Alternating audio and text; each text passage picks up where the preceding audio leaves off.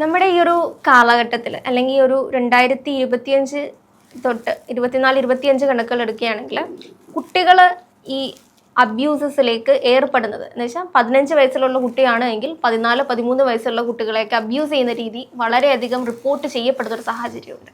അതിൽ മിക്ക കുട്ടികളും ഈ പോൺ വീഡിയോസിന് അഡിക്റ്റഡ് ആണ്, അല്ലെങ്കിൽ പല രീതിയിലുള്ള പോൺ വീഡിയോസാണ് ഇവർ കാണുന്നത്.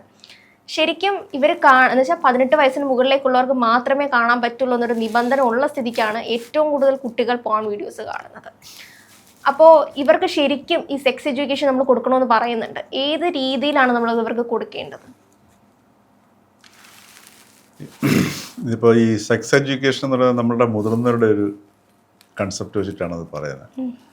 അതായത് ഇങ്ങനെ തന്നെ കാര്യങ്ങൾ പറഞ്ഞു കഴിഞ്ഞാൽ കുട്ടികൾ മനസ്സിലാക്കും, ഈ രീതിയിൽ പെരുമാറും. അപ്പോൾ നമ്മുടെ വിദേശ രാജ്യങ്ങളാണെങ്കിൽ നമ്മുടെ ഇവിടെയൊക്കെ നമ്മുടെ നാട്ടിലൊക്കെ ഈ സെക്സ് എഡ്യൂക്കേഷനൊക്കെ ഇപ്പോഴും പാഠ്യപദ്ധതിയുടെ ഭാഗമാണ്.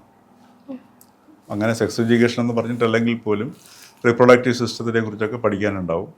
അത് പല സ്കൂളുകളിലും അധ്യാപികമാരാണെന്ന് കൂടുതലും ഈ വിശേഷം ഈ അൺഎയ്ഡഡ് സ്കൂളുകളിലൊക്കെ കൂടുതൽ അധ്യാപികമാരായിരിക്കും. അവരാരും അത് ആ പോർഷൻ പഠിപ്പിക്കാറുമില്ല.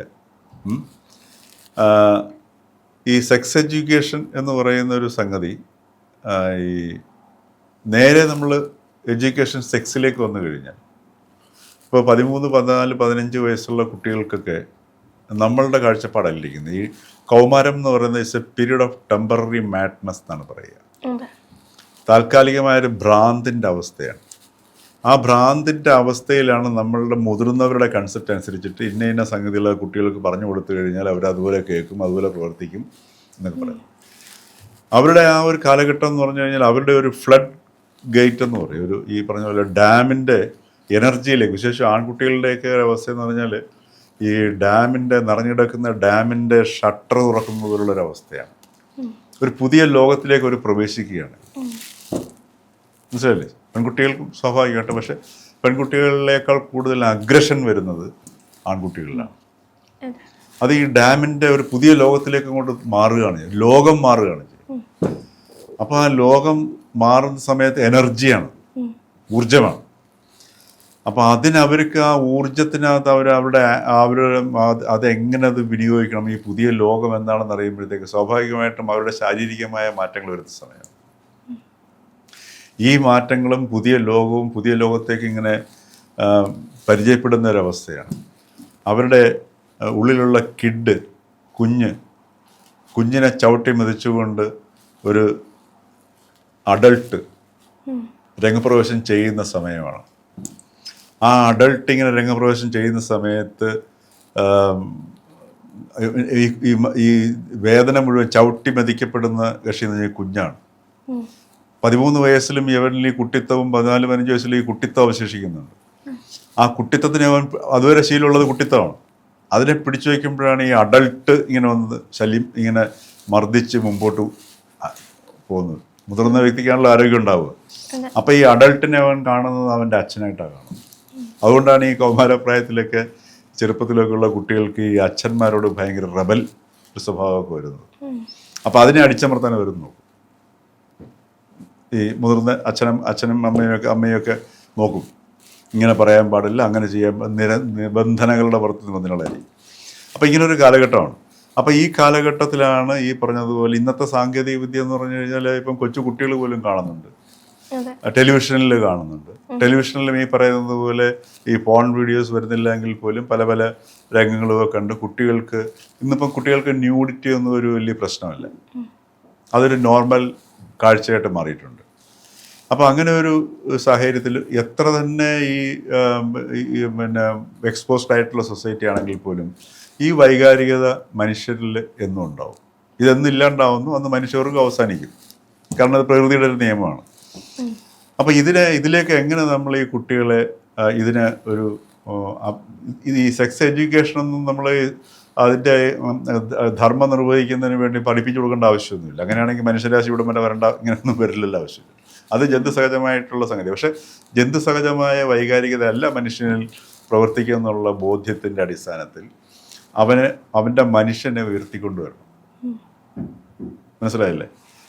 അവൻ്റെ ഉള്ളിലുള്ള ജന്തുവിനെ അവന് കൈകാര്യം ചെയ്യാവുന്ന രീതിയിൽ നിർത്തി അവൻ്റെ ഉള്ളിലെ മനുഷ്യനെ ഉയർത്തിക്കൊണ്ടുവരുന്ന സമയത്ത് അതിന് അവിടെയാണ് ഈ പറഞ്ഞതുപോലെ ഈ പ്രായത്തിൽ നല്ല നല്ല ആക്ടിവിറ്റീസുകൾ, കലാവാസനകൾ, സ്പോർട്സ്, എന്തിലാണോ താല്പര്യം ആ താല്പര്യമുള്ള മേഖലയിലേക്ക് അവരെ കടത്തി വിടുകയും അതോടൊപ്പം തന്നെ ഈ പറഞ്ഞതുപോലെ കല ഏറ്റവും നിർണായകമായ സംഗതിയാണ്. ഈ കലയും സംഗീതവും കലയും കവിതയും ഒക്കെ ഇതൊക്കെ ഈ പ്രായത്തിലേക്ക് കടത്തിവിടുന്ന സമയത്ത് അവരുടെ ഉള്ളിലേക്ക് വേറൊരു സംഗതി ഉണ്ടാവുകയാണ് ചെയ്യുന്നത്. ഇതൊക്കെ അവരുടെ ഉള്ളിൽ നദിയായിട്ട് മാറും. മനസ്സിലായല്ലേ? ഈ നദിയുടെ തടങ്ങളിലാണ് സംസ്കാരം ഉണ്ടാവുന്നത്. നദിയുടെ സംസ്കാരം എന്ന് പറയുന്നത് അല്ലേ? ഈ നദിയുടെ ഒഴുക്കാണ് ഭംഗി എന്ന് പറയുന്നത്. എങ്ങനെയാണോ ഇപ്പം നമ്മുടെ കേരളത്തിലെ അവസ്ഥ എടുത്ത് നോക്കുക, നദികളെല്ലാം വറ്റിക്കൊണ്ടിരിക്കുകയാണ് ചെയ്യുന്നത്, കടലിൽ കയറിക്കൊണ്ടിരിക്കുകയാണ് ചെയ്യുന്നത്. അപ്പം ഈ നദികൾ കടലിലേക്ക് എങ്ങനെയാണോ പോയി ചേരുന്നത്, ആ ഒരു നദി കടലിൽ ചേരുന്ന ആ ഒരു അവസ്ഥയാണ് ഈ സെക്സ് അല്ലെങ്കിൽ രതി എന്ന് പറയുന്നത്. ഇപ്പോൾ ഖലീൽ ജിബ്രാൻ്റെ വളരെ പ്രസിദ്ധമായ ഒരു കവിതയുണ്ട്, റിവർ എന്ന് പറഞ്ഞിട്ട്. ആ റിവർ ഒരു നദി ഇങ്ങനെ ഒഴുകി വന്ന് ഈ സാഗരത്തിൻ്റെ കടലിൻ്റെ അടുത്തെത്തുമ്പോൾ നദി അനുഭവിക്കുന്ന ഒരു ഷിവറിങ്ങിനെ കുറിച്ചാണ് പറയുന്നത്. കാരണം ആ നദി എന്നുള്ള എൻറ്റിറ്റി അത് അവസാനിക്കാൻ പോവുകയാണ് ചെയ്യുന്നത്.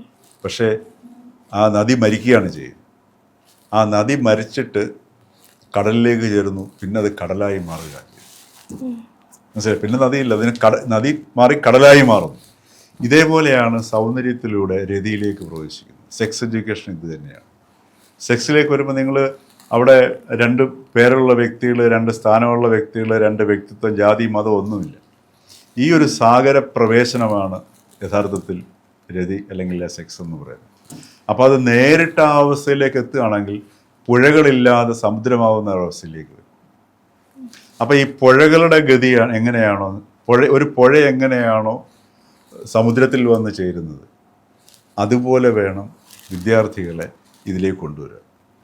അങ്ങനെ കൊണ്ടുവരുമ്പോഴത്തേക്ക് ഈ പറഞ്ഞതുപോലെ പ്രത്യേകിച്ച് പിന്നെ അവർക്കറിയാം എങ്ങനെ പഠിക്കണം, എങ്ങനെ പോകണം, ഏതാണ് സ്വീകാര്യമായത്. അതിനേക്കാൾ ഈ പോൺ വീഡിയോ കാണുന്ന സമയത്ത് അതിനേക്കാൾ ആസ്വാദ്യകരമായ മറ്റെന്തെങ്കിലും ഉണ്ടോ? അവിടെയാണ് നദിയുടെ പ്രസക്തി വരുന്നത്. അവിടെയാണ് അവരുടെ കോൺട്രിബ്യൂഷൻ വരുന്നത്. അങ്ങനെയുള്ള ഒരു അവസ്ഥയിലേക്ക് നമ്മളിതിനെ കലയെയും സാഹിത്യത്തിനെയും എല്ലാത്തിനെയും മാറ്റിയെടുക്കുമ്പോഴാണ് യഥാർത്ഥമായിട്ടുള്ള രതിയിലേക്കും ഇവർക്ക് പോകാൻ പറ്റുക. അതല്ല എങ്കിൽ രതി വൈകൃതത്തിലേക്ക് പോകും. ഇപ്പം നമ്മൾ കണ്ടുകൊണ്ടിരിക്കുന്ന നേരിടുന്ന ഒരു പ്രശ്നം അതാ, രതി വൈകൃതങ്ങളിലേക്ക് പോകും. ഈ വൈകൃതങ്ങളിലൂടെയും സംതൃപ്തി കാരണം രതിയിലൂടെ സംതൃപ്തി കണ്ടിട്ടാണ് അല്ലെങ്കിൽ സന്തോഷം വേണ്ടിയിട്ടാണ് പോകുന്നത്. അതും കിട്ടാതെ വരുമ്പോഴാണ് അടുത്ത സ്റ്റേജ് വയലൻസിലേക്ക് പോകും.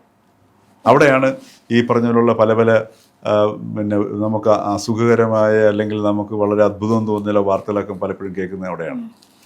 അത് ഇതുകൊണ്ടാണ് സംഭവിക്കുന്നത്. അപ്പോൾ എങ്ങനെയാണ് ഒരു നദീപ്രവാഹം സൃഷ്ടിക്കുന്നത്, അതേപോലെ ഒരു പ്രവാഹം ഈ കുട്ടികളുടെ ഉള്ളിൽ സൃഷ്ടിക്കുകയും അതിനെ സാഗരത്തിലേക്ക് ചേരുകയും ചെയ്യുന്നൊരവസ്ഥ. അത് പ്രത്യേകിച്ചൊന്നും പറയേണ്ട ആവശ്യമില്ല. നദി എങ്ങനെയാണോ സാഗരത്തിൽ ചേരുന്നത്, അതേപോലെ ഇങ്ങനെയുള്ള വ്യക്തികളിൽ സ്വാഭാവികമായിട്ടും ആ സാഗര ചേർച്ച ഉണ്ടാവുകയും ചെയ്യും.